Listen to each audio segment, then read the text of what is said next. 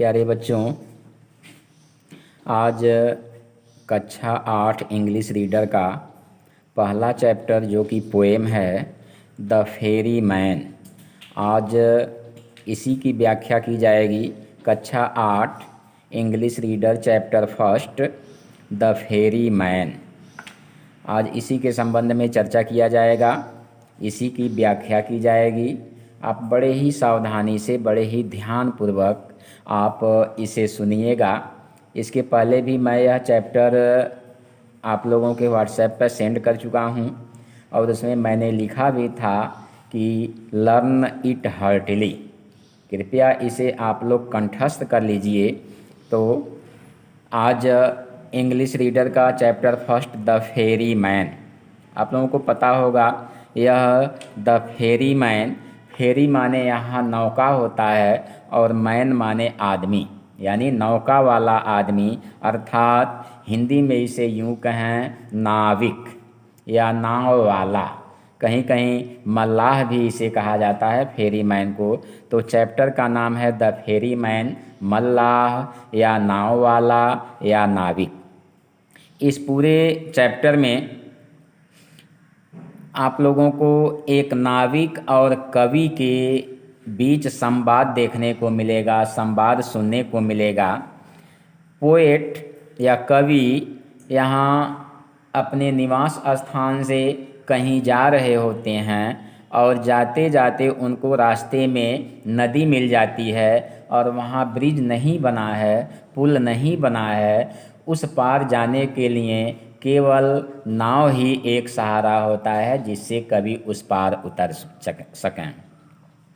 जैसे ही कवि नदी के पास पहुँचते हैं, जब दूसरा कोई साधन नहीं देखते हैं तो इन्हें एक नाविक दिखाई देता है, एक नाव वाला दिखाई देता है, एक मल्लाह दिखाई देता है। जैसे ही कवि मल्लाह को देखते हैं उनके आशा की किरण जगती है और उन्हें कुछ आशा हो जाता है कि मैं पानी के उस पार जा सकूंगा। तो देखिए ध्यान से, जैसे ही नाविक के पास पहुंचते हैं कवि, तो कवि उस नाविक से आग्रह करते हैं, उस नाविक से रिक्वेस्ट करते हैं कि फेरी me across the water. देखिए, फेरी माने नौका होता है, मी माने मुझको, एक क्रॉस माने उस पार उतारना, द वाटर माने पानी के। कवि नाविक से आग्रह करते हैं कि फेरी me across the water, ऐ नाव वाले मुझे तुम अपनी नौका से पानी के उस पार उतार दो। फेरी me across the water, कवि कह रहे हैं नाविक से कि ऐ नाविक या ऐ नाव वाले मुझे तुम अपनी नाव से पानी के उस पार उतारो। दूसरी लाइन, डू बोटमैन डू। देखिए, डू माने करना होता है, बोटमैन माने नाविक होता है, डू माने करना, लेकिन भावार्थ इसका क्या होगा? डू बोटमैन डू, चलो नाव वाले मुझे उस पार ले चलो। अगली लाइन, जब नाविक कवि की इन बातों को सुनता है, कवि के आग्रह को सुनता है, तो नाविक या नाव वाला या मल्लाह कवि से उत्तर देता है, if you have a penny in your purse. If माने यदि, यू माने तुम या आप, हैव माने पास में या रखना, ए माने एक, पेनी माने इंग्लिश या इंग्लैंड या अंग्रेज का एक सिक्का है, इन माने में, योर माने तुम्हारे या आपके, पर्स माने बटुए में। If you have a penny in your purse, नाविक कवि से उत्तर देता है कि if you have a penny in your purse, अगर आपके बटुए में एक सिक्का हो तो आई विल या आई शैल फेरी यू। आई माने मैं, शैल माने गागेगी, फेरी माने नौका से पार उतारना, यू माने तुमको। आई शैल फेरी यू, तो मैं तुम्हें अपनी नौका से पानी के उस पार उतारूंगा। If you have a penny in your purse, यदि आपके पर्स में, आपकी बटुए में एक सिक्का हो तो आई शैल फेरी यू, मैं तुम्हें पानी के उस पार उतारूंगा। उसके बाद इतनी बातें सुनने के बाद कवि नाविक के प्रश्नों का उत्तर देते हैं। I have a penny in my purse. आई माने मैं या मेरे, हैव माने पास में या रखना, ए माने एक, पेनी माने सिक्का, इन माने में, माई माने मेरे, पर्स माने बटुआ।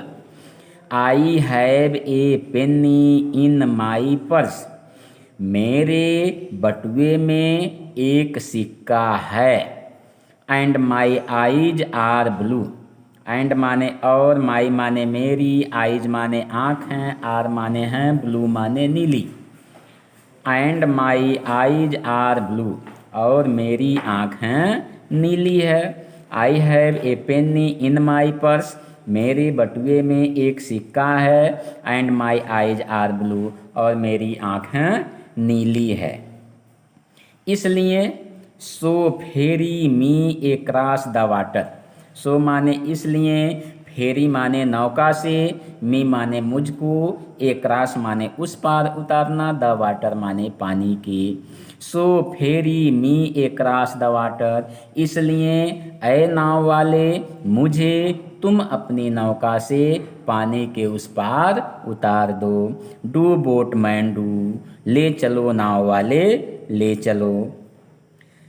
इतनी बातें सुनने के बाद जब नाविक आश्वस्त हो जाता है कि कवि के पर्स में, कवि के बटुए में सिक्का है, तब कहता है नाविक, step into my ferry boat. Step माने कदम रखो, चरण रखो, इनटू माने में, माई माने मेरे, फेरी बोट नौका में। Step into my ferry boat, ऐ कवि तुम मेरी नौका में अपने पाँव रखो। Be they black or blue, be माने होना, दे माने वे, ब्लैक माने काली, आर माने अथवा, ब्लू माने नीली। Be they black or blue, तुम्हारी आँखें चाहे काली हो या नीली हो। Step into my ferry boat, ऐ कवि तुम मेरे नौका में अपने चरण रखो। Be they black or blue, तुम्हारी आँखें चाहे काली हो या नीली हो। And for the penny in your purse I shall ferry you. And माने और, फॉर माने के लिए, द पेनी माने सिक्का, इन माने में, योर माने तुम्हारे, पर्स माने बटुए में। And for the penny in your purse, तुम्हारे बटुए में सिक्का होने के कारण, आई शैल फेरी यू, मैं तुम्हें अपनी नौका से पानी के उस पार उतारूंगा। And for the penny in your purse, तुम्हारे बटुए में सिक्का होने के कारण, आई शैल फेरी यू, मैं तुम्हें अपनी नौका से पानी के उस पार उतारूंगा। तो प्यारे बच्चों, इस पूरे अर्थ को ध्यान से आप सुनिएगा, रटिएगा, कंठस्थ करिएगा। इससे संदर्भित एक्सरसाइज, होमवर्क आपको दिया जाएगा। तो आपसे यह सुझाव है, यह सलाह है कि आप लोग इस पूरे अर्थ को ध्यान से पढ़िएगा, जिससे कि इससे संदर्भित होमवर्क आप पूरा कर सकें। थैंक यू, धन्यवाद।